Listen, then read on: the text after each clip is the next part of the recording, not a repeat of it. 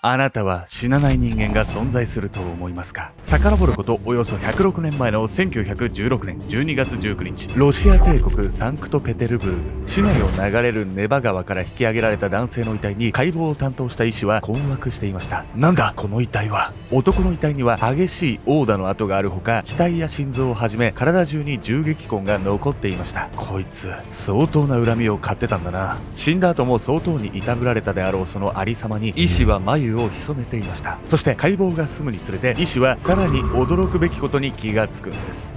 どういうことだ。この男は撃たれた後も生きていた。複数の銃弾を受けても生きていたという謎の男。この男は一体何者なのか。彼の生涯に隠されていたのはロシア帝国崩壊の真相だったんです。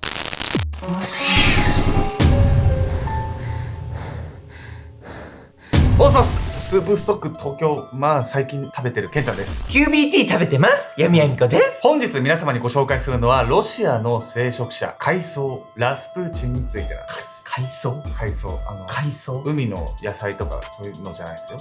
怪しい僧侶と書いて海藻。名前からして怪しいじゃない。そんなねちょっとよくわかんない物騒な肩書きに見えるんですけど、実はそんな単純なものではないんです。まずはですね、このロシアのねラスプーチンがなぜ海藻と言われるのか紐解いていきたいと思います。宮廷に呼び出された男。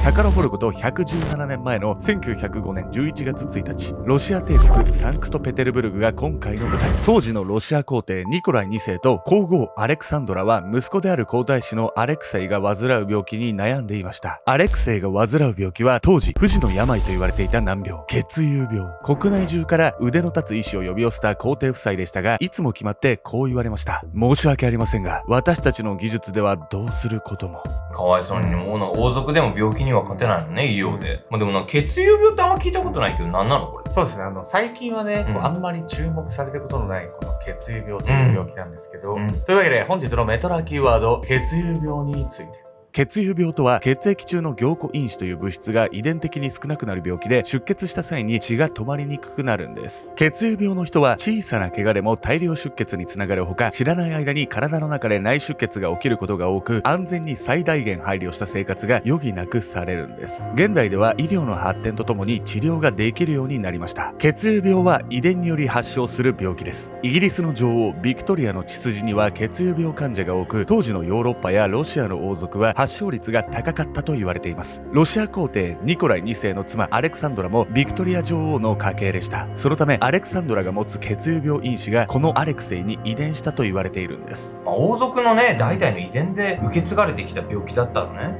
怖いっすよね、生まれつきね、そう言って。もちろんね、今の医療技術では治療できるんですけど、当時ではどうしようもなかった病。そしてね、アレクセイのね、この病気を嘆いた皇帝夫妻は、ある一人の男に助けを求めるんです。皇帝夫妻は血友病の治療のため一人の男を宮廷に呼び出しました。男の名前はグリゴリー・ラスプーチン。帝国内でどんな病気でも治せると噂される僧侶でした。嘘くせえな。血友病は不治の病だぞ。この男が本当に治療できるのか。ラスプーチンは医師たちからも懐疑的な視線を向けられるんです。というのも彼はボサボサに伸びた髭に薄汚れた白装束といかにもうさんくさい身なりをしていたから。皇帝夫妻に呼ばれたラスプーチンは病にかかったアレクセイの前にひざまずき、そっと目をつむりました。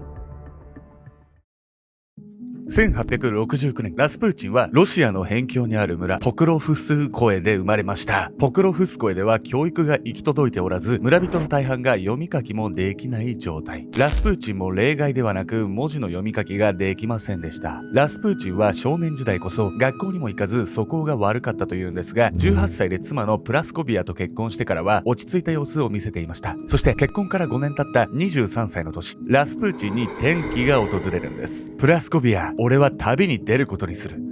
いきなり何を言い出すの？今朝、夢に聖母マリア様が出てきたんだ。修行僧になって人々を救いなさいと。こうしてラスプーチンは突然旅に出てしまうんです。これを許す妻も優しいな。いや、ラスプーチン急にどうしちゃったのよ。でもビビりますよね、いきなり。旅に出るとか言われたらさ。どういうこと？少年じゃないんだから。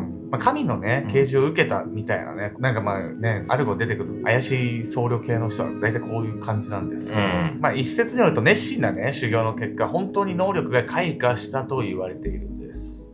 数ヶ月後、旅から戻ったラスプーチンは瞬く間に村人の注目を集める存在となっていきました。ありがとうございます。おかげでうちの子がすっかり元気になりました。ラスプーチンさんに見てもらってから膝の痛みが良くなってまた散歩に出られるようになったんですよ。ラスプーチンは旅で身につけた医療技術を用い、病魔で苦しむ人々を救っていたんです。能力を生かした人助けと熱心な信仰心を買われたラスプーチンは36歳の頃、教会の援助で首都サンクトペテルブルクへ移住することに。当時のロシアでは神秘主義が流行していました。神秘主義とは厳しい修行を通じて神などの高い次元の存在に通じようとする思想のこと。そんな背景もあり、ラスプーチンは神の人としてサンクトペテルブルクで一躍話題を集めるんです。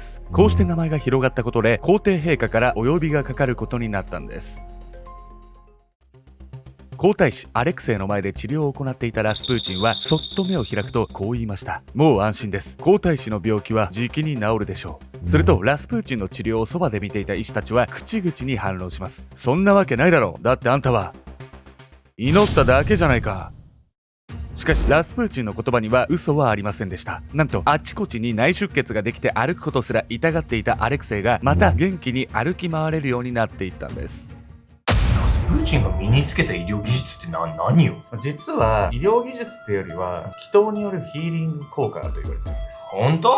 つまりね、超能力とね、よく言われるね、怪しいんですけどね、これを身につけたということなんですね。本当に？だから神の人って呼ばれてたってことなのね。ただね、そんな能力を身につけたと言われるラスプーチン、評価はうなぎ登りだったんですけど、ここからね、彼の悪い側面も見えてくるんです。ラスプーチンの正体。アレクセイ皇太子の治療以降、皇族や民衆から絶大な信頼を得たラスプーチンは宮廷に出入りする権利を得ました。熱心な信仰心から支持されていたラスプーチンだったんですが、このことがきっかけとなり、とある本性があらわになるんです。ラスプーチンのやつがまた宮廷の女官に手を出したらしいぞ。またか。アレクサンドラ皇后もラスプーチンをかなりひいきにしているし、ひょっとして皇后とも。そう、実のところラスプーチンはかなりの女好き。手にした権力を使って宮廷の女性に手を出しまくっていたんです。ラスプーチンがそれほど女性から人気だったのは30センチを超える巨だったためとも言われているんです。とうとう本性を表したわね。こんなね、肉欲に溺れる生活を送ってたんで、ラスプーチンのね、評判っていうのはこっからね、めちゃくちゃ落ちてくるんです。宮廷でのラスプーチンの女癖の悪さはすぐに国民の知るところとなり、教会からは不道徳者、異端者と非難されることに。さらに貴族たちもあんな身分も家柄もない奴がなんで宮廷で好き放題やってやがるんだとラスプーチンをどんどん目の敵にしていました。しかしそんな状況でも息子の命を救われた皇帝夫妻からの信頼は揺るぎませんでした。世間に悪評が広まっていても皇帝ニコライ2世はラスプーチンをそばに置き続け、時に政治的なアドバイスを求めることもあったんです。世間からの評価と皇帝からの評価が全然逆じゃない？そうなんです。ただね、皇帝夫妻からしたら息子をね、救ってくれたっていう義理があったんで、重宝するっていうのはいいんですけど、ダメだったのが政治的なところにまでね、ラスプーチンを関わらせようとしたところで、ここからね、国民の間で反ラスプーチン運動が起こるんです。1914年、ラスプーチン45歳の年、ロシア国内は第一次世界大戦の開戦もあり、大きな混乱に包まれていました。戦争の最中、ラスプーチンは皇帝に対してさらに踏み込んだ助言をするようになります。そんな状況を見た貴族たちはある計画を立てるんです。あんな不死だらな奴にこの国の政治を牛耳られるのは納得がいかん。ラスプーチンを暗殺するぞ。貴族に派遣された刺客はポクロフスコエ村に帰郷中のラスプーチンを襲います。しかし暗殺は失敗に終わりました。腹部を刺されたラスプーチンですが、反撃して刺客を撃退してしまうんです。中刺されちゃってさ、刺客返り討ちにしてるって結構武闘派だったんじゃないの？すごいっすよね。すごいわよ。うわ、いた！うわみたいなことでしょ。そんな腹刺されたら普通死ぬんですけど、やっぱこう超能力があったのかなかったのかはね、ちょっとわかんないですけど、ここからね、さらにラスプーチンと貴族の関係は悪化していくんです。暗殺未遂から1年後の1915年、皇帝ニコライ2世は激化する戦乱の中でサンクトペテルブルクを離れることになるんです。ニコライ2世が首都を離れた後、皇后アレクサンドラはこれまでよりもラスプーチンに依存するようになりました。週1回の謁見の際には必ずラスプーチンの助言を求めていたんです。そんなラスプーチンの様子を見て貴族たちの反ラスプーチン運動はさらに過熱。その煽りもあってラスプーチンは歴史に残る珍事件に巻き込まれてしまうんです。国民の間にこんな噂が流れたんです。酔っ払ったラスプーチンが街中であれを丸出しにしていたらしいぞ。なんとラスプーチンが街でストリートライブをしていた女性歌手の前であろうことかちょめちょめをあらわにしたというんです。ヤールレストラン事件と名付けられたこの事件は帝国内で一躍話題を集めるんです。しかしこれは事実ではなく、ラスプーチンの日常生活でのだらしなさを誇張して彼の足を引っ張ろうとした貴族による捏造だったんです。ダセえなそいつも。ラスプーチンを快く思わない貴族の間でこうしたネガティブキャンペーンが相次いでいました。もうなんかあれね、貴族たちもめちゃくちゃ必死じゃないもん。まあ立場としてはね、まあ一人の僧侶っていう立場をどんどん超えていっている。まあ立場を超えるっていうのはね、別に僕はいいとは思うんですけど、まあなんか人間の嫉妬とかもね、いろいろあったんでしょうね。これでね、悪化していくラスプーチンとその反対派の関係なんですけど、ここでですね、ターニングポイントとなる事件が起こるんです。1916年12月16日、ラスプーチンは故郷であるポクロフスコエ村に帰郷していました。そこへロシア貴族ドミトリー大公の使者を名乗る者が訪ねてきます。明日ラスプーチンとのパーティーに招待したい。この時ラスプーチンは一瞬反対派貴族の陰謀を疑いました。しかしドミトリー大公の妻は美女と名高く、ラスプーチンは彼女を紹介すると言われてつい招待を受けてしまうんです。まあね、こんなね誘いね、まあ、僕は絶対行かないですね。絶対。あなたの言うことは逆として捉えます。いえいえ。パーティーが始まるとドミトリー大公はラスプーチンにケーキと紅茶を振る舞った。どうぞ好きなだけ召し上がってください。ラスプーチンの当初の読みは正しく、これはドミトリー大公の陰謀だった。ケーキと紅茶にはそれぞれ青酸カリがたっぷりと仕込まれていた。これは美味しそうだ。何も知らずケーキと紅茶に手をつけるラスプーチン。ドミトリー大公は目を疑った。なんとラスプーチンは青酸カリ入りのケーキや紅茶を口にしても何事もなかったかのように食事を続けていたのだ。焦るドミトリー大公。パーティーは佳境に入り、ラスプーチンが泥酔したのを見るとドミトリー大公は最終手段に出た。やれ。ドミトリー大公の側近たちはラスプーチンの心臓を撃ち抜く。倒れるラスプーチン。だが驚くべきことに彼はすぐに立ち上がり逃走した。ラスプーチンを追うドミトリー大公と側近たち。殺せ。放たれた3発の銃弾はラスプーチンに命中。そのうち1発は彼の頭を捉えていた。これによりラスプーチン暗殺計画は幕を閉じた。クララでもラスプーチンしぶとすぎじゃない？青酸カリをさ、入ったものを食べて生きてんのもすごいし、信じられないですよね。青酸カリペロみたいなさ、コナンのね、よくある画像出回って痺れるどころじゃないわよ。ラスプーチンがね、これによって階層って呼ばれるのはまあまあわかるんですけど、実はこの後ね、さらに衝撃的な事実が発覚していくんです。ラスプーチンを暗殺したドミトリー大公は死体を川に捨てることにしました。その後ラスプーチン失踪の知らせはすぐに皇后アレクサンドラの耳に入ります。すぐにラスプーチンを探しなさい。ラスプーチンの遺体は2日後に川の岸辺で発見されることに。遺体には複数の銃痕と打撃痕が残り、それはひどいありさまでした。ラスプーチンの遺体はすぐに教会へと運び込まれ、医師による解剖が行われました。そこで医師は驚くべきことを口にするんです。ラスプーチンの死因は溺死です。なんとラスプーチンは川に沈んで呼吸ができなくなったことで初めて死亡したというんです。つまり彼は心臓を撃ち抜かれようとも頭を撃ち抜かれようとも死んではいなかったんです。川に捨てられた時はまだ死んでなかったの。銃で死ななくても溺死はするのね、よくわかんないからね。銃でも青酸カリでも死なないっていうね、本当に恐ろしい男だったんですけど、このねラスプーチンの死後、ロシア貴族はさらに驚くべき事実を知るんです。ラスプーチンの死後、彼の自宅から一通の手記が見つかりました。この手記には驚くべき内容が記されていたんです。私の生涯は1917年1月1日以前に終わる。